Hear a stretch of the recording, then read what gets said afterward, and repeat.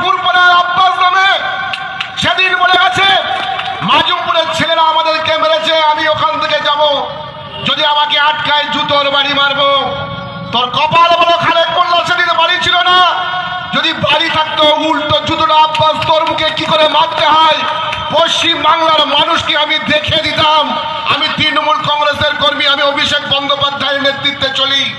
বেশ কিছুদিন আগে আহলে সুন্নাতুল জামাতের কর্ণধর পীরজাদা আব্বাস সিদ্দিকী হাড়োয়া বিধানসভাতে সেখানে একটি সভা করেছিলেন এবং সেই সভাতে জানেন যারা আহলে সুন্নাতুল জামাতের সমর্থক কর্মীরা ছিল তারা রীতিমতো আব্বাস সিদ্দিকীর জনসভার উদ্দেশ্যে রওনা দিয়েছিল এবং কিছু কিছু যারা আহলে সুন্নাতুল জামাতের সমর্থকরা ছিল তাদেরকে মারধর করা হয়, অভিযোগ করছে কিন্তু তৃণমূল কংগ্রেসের বিরুদ্ধে।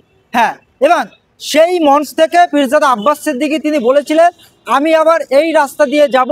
তারপরে তৃণমূল কংগ্রেসের এক নেতার বক্তব্য সোশ্যাল মিডিয়ায় ভাইরাল হচ্ছে, তিনি আব্বাস সিদ্দিকীর বিরুদ্ধে একের পর এক বিস্ফোরক মন্তব্য করছেন, তাকে ব্যক্তিগতভাবে আক্রমণ করছে, তাকে হুঁশিয়ারি দিচ্ছেন আহলে সুন্নাতুল জামাতের কর্ণধর পীরজাদা আব্বাস সিদ্দিকীকে। আর এই মুহূর্তে আমার সাথে উপস্থিত রয়েছেন 2024 লোকসভা নির্বাচনে বসিরহাট লোকসভার প্রার্থী ছিলেন আক্তার রহমান বিশ্বাস। আর এই মুহূর্তে সেই তৃণমূল নেতার বিরুদ্ধে তার কি বক্তব্য, তিনি কি বলছেন শোনাবো আপনাদের। সবার প্রথম একটু বলি, আব্বাস সিদ্দিকী আমাদের যিনি বড় ভাইজান, তিনি এমন এক ব্যক্তি এবং তানার হুঙ্কার এতটাই গর্জনশীল, স্বয়ং মমতা ব্যানার্জি থেকে নরেন্দ্র মোদী, অমিত শাহ পর্যন্ত ভয় খেয়ে যান। আর ওইসব ছিটছাট নেতার কথায় তো আইএসএফ এর ভোট গত লোকসভায় পড়েছে, গত উপনির্বাচন বিধানসভায় পড়েছে, আগামী দিন বিধানসভায়ও ওইসব নেতা আমাদের আইএসএফ এর একটা কর্মী অর্থাৎ আব্বাস সিদ্দিকীর অনুসারী একটা ভোটারকে রুখে দেখায়। আব্বাস সিদ্দিকী তো অনেক দূরের কথা ওনার কাছে। আব্বাস সিদ্দিকীকে পর্যন্ত যাওয়ার আগে আমাদের মতো এক একটা আব্বাস সিদ্দিকীর অনুসারী অনুগামী আমাদেরকে টপকিয়ে দেখাক, তারপরে বলবো বাপের বেটা। একটা বাপের বেটা হতে গেলে সামান্য কর্মীকে রুখতে পারে না, আব্বাস সিদ্দিকীকে রুখে দেখাবে। যদি উনি বাড়ি থাকতেন, ওনার কথার ভিত্তিতে একটা কথাই বলে দিতে চাই, সেদিন হয়তো ওনার লাশ বাড়ি থাকা হয়ে যেত, তারপরে জেলেই থাকতে তো আর কোনোদিন বাড়ি ফিরতে পারত না। কারণ উনি যে ব্যক্তির নামে কথা বলছেন সেটা আব্বাস সিদ্দিকী, জানার এই টোটাল পশ্চিমবাংলার যত যুবক আছেন এই যুবকের নয়নমণি, ওনার বিরুদ্ধে বলছেন। সেদিন হয়তো বাড়ি ফিরতে পারতেন না, উনি সোশ্যাল মিডিয়ায় বলেছেন, সরাসরি বলেননি, এটা ওনার ভাগ্য ভালো। দেখুন, শাসকের মেনলি বাধা হচ্ছে আরএসএস সংগঠনের অনেক শাখা আছে, তার মধ্যে ভারতীয় জনতা পার্টি যেমন একটা শাখা, কলমের তৃণমূল কংগ্রেসও একটা শাখা। যে তৃণমূলের নেত্রী মমতা ব্যানার্জি 2006 সালে নিজে বলেছিলেন যদি সাংবাদিক মিথ্যা হয় তাহলে মমতা ব্যানার্জি সত্য, যদি খবরের পেপার মিথ্যা হয় তাহলে মমতা ব্যানার্জি সত্য, যদি সাংবাদিক সত্য হয়, যদি টোটাল সোশ্যাল মিডিয়ার এবং খবর পেপার যেগুলো বেরিয়েছিল আনন্দবাজার থেকে শুরু করে যত পেপার বেরিয়েছিল, সেখানে মমতা ব্যানার্জি নিজে বলেছিলেন বিজেপিকে ফ্রন্টে এনে লড়ব। এবং তারপরেই আমরা দেখেছি সিপিএম এর বিরুদ্ধে তৃণমূল কংগ্রেস যে লড়াই করেছিল, এই যে সিঙ্গুরের যে লড়াই দিয়েছিল, সেটা কিন্তু ভারতীয় জনতা পার্টির টাকায় এই মমতা ব্যানার্জি ওখানে ধর্ণা মঞ্চ করেছিল এবং সেই ধর্ণা মঞ্চের উপেক্ষা করে ওনারা কিন্তু জয় পেয়েছিল। সেই জয়টা মমতা ব্যানার্জি নিজে এবং তৃণমূল কংগ্রেসের ঘর থেকে টাকা এনে করেনি, ভারতীয় জনতা পার্টির টাকা নিয়েই কিন্তু এসেছিল। সুতরাং আব্বাস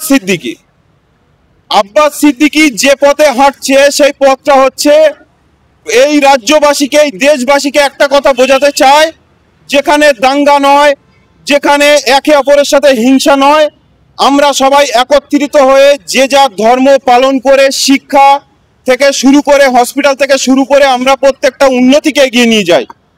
ঠিক এই জায়গাটাই তৃণমূলের বাধা। কারণ তৃণমূল জানে আব্বাস সিদ্দিকী যে পথে হাঁটছে আগামী দিনে এই রাজ্যবাসী তৃণমূলের সাথে, তৃণমূলের পাশে থাকবে না। সেটা অলরেডি ভাঙড়বাসী প্রমাণ করে দিয়েছে 2021 বিধানসভায়। আবার আসছে 2026, ওই ভাঙড়ের মতোই মডেল যদি বাংলার আরো চারিদিকে ছড়িয়ে পড়ে, এটাই শাসকের ভয়, শাসক ক্ষমতায় থাকতে পারবে না। আর যদিও যেই ক্ষমতায় আসুক আব্বাস সিদ্দিকী ছাড়া ক্ষমতায় আসা টাফ হয়ে যাবে, তাই আজকে শাসক আব্বাসের বিরুদ্ধে আজ প্রতিবাদ করে যাচ্ছে। দেখুন, অলরেডি মমতা ব্যানার্জির কতটা ভোট না আসে বা আসে আমি সেদিকে যাচ্ছি না। পুলিশ মন্ত্রী যিনি মুখ্যমন্ত্রী তিনি, এছাড়াও যে দপ্তরগুলো মুখ্যমন্ত্রী নিয়ে রেখেছেন সেই দপ্তরগুলো মমতা ব্যানার্জি একবার বলুক প্রশাসনকে যে আপনারা নিরপেক্ষ কাজ করুন। আমি বলছি ব্যালটে তৃণমূলের ভোট খুঁজে পাওয়া যাবে না কিছু গুন্ডা মাওয়ালি সন্ত্রাসবাদী ছাড়া। একটা বুথে কিন্তু যদি 1000 ভোট থাকে, টোটাল রাজনৈতিক দল তৃণমূলের যদি কেউ থাকে গুন্ডাগিরি মাতাল এবং সন্ত্রাসবাদী, তারা 100 থেকে 150-র বেশি নয়। যারা তৃণমূলের তোলা তুলে পকেটটাকে মোটা করে প্রত্যেকটা সাধারণ মানুষের ঘরে গিয়ে হুমকানি চমকানি দিয়ে যেভাবে ভোট করায় এবং প্রশাসনের সাপোর্টে, সেই প্রশাসন একবার নিরপেক্ষ কাজ করুক। আমাদের প্রশাসনের প্রতি আস্থা আছে, আগামী দিন নিরপেক্ষ কাজ হবে। আমরা যেখানে নিরপেক্ষ প্রশাসনকে দেখিনি, আমাদের চেয়ারম্যান নওশাদ সিদ্দিকী ভাইজান আমরা দেখেছি বারবার আইনের দ্বারস্থ হয়েছেন, একটা পেনের খোঁচায় কিন্তু বল বন্ধ করে দিতে পারেন তিনি এবং দিয়েছেন। সুতরাং মমতা ব্যানার্জির প্রশাসন ছাড়া আর কিছু নেই এবং মাতাল সন্ত্রাসবাদী গুন্ডা ছাড়া কিছু নেই। তারা সরে যাক। মমতা ব্যানার্জি কোথায় উড়ে চলে যাবে, ওই দিল্লিতে বা গুজরাটে অমিত শাহ বা নরেন্দ্র মোদীর কোল ছাড়া কোথাও জায়গা ঠাঁই পাবে না। যেটা শেখ হাসিনা ঠাঁই নিয়ে আসে, ঠিক তার পাশেই মমতা ব্যানার্জির ঠাঁই হবে। দেখুন, চেয়ারম্যান নওশাদ সিদ্দিকী এমন একটা জিনিস, ক্যানিং পূর্বের একটা প্রোগ্রামে, বিগত একটা প্রোগ্রামে কিন্তু শওকত মোল্লার ঘুম হারাম হয়ে গেছে। এবং যদি শওকত মোল্লা নওশাদ সিদ্দিকীর বিরোধিতা করে আইএসএফকে ফাঁকা করতে চায়, তাহলে কিন্তু ক্যানিং পূর্বের জনসভাটায় এত জনঢল বা এত মানুষের যে ঢল নেমেছিল সেটা কিন্তু আসতো না।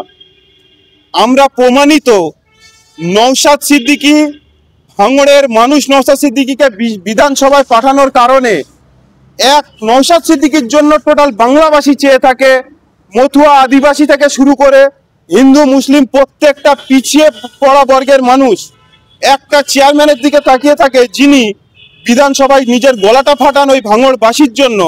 ভাঙড়বাসীর যে উপহারটা দিয়েছিল সেই উপহারের জন্য, প্রত্যেকটা বাংলাবাসীর জন্য যে গলা ফাটান, শওকত মোল্লা একটা ক্লিপ দেখাক যে ক্লিপের মধ্যে কাউকে আক্রমণ ছাড়া তিনি রাজনীতিতে এক পা এগিয়ে গেছেন। কাউকে আক্রমণ ছাড়া শওকত মোল্লা বিগত সিপিএম-এর আমল থেকে তৃণমূল, আর আজকে তৃণমূলে থেকে নওশাদের যেভাবে নওশাদ সিদ্দিকী আমাদের ভাইজানের বিরোধিতা করছে, তার একটা বলুক যে নওশাদ ভাইয়ের বিরোধিতা না করে উন্নয়নের কাজ, সমাজ পরিবর্তনের কাজের কথা বলে নিজের সিটটা দাঁড় করিয়ে রাখুক। যতই সন্ত্রাসী করুক, মানুষ কিন্তু জবাব দেবে 26-এ। নওশাদ ভাই ভাঙড়ে দাঁড়াবে সেটা তো অনেক পরের কথা, উনি হারাবেন সেটা বহু দূরের কথা, কিন্তু নিজের সিটটা নিজে জিতে দেখাক। আমরা যেভাবে বিগত মিটিং দেখেছি, আগামীতে আমাদের চেয়ারম্যান আসে, নিশ্চয়ই চিন্তা ভাবনা করবেন। এবং শওকত মোল্লাকে আমরা আগামী দিনে জিততে দেবো না। ওনার ক্ষমতা থাকলে উনি ওনার সিটটাই জিতে দেখাক, তারপর ভাবন নিয়ে ভাববেন। আখতার রহমান বিশ্বাস।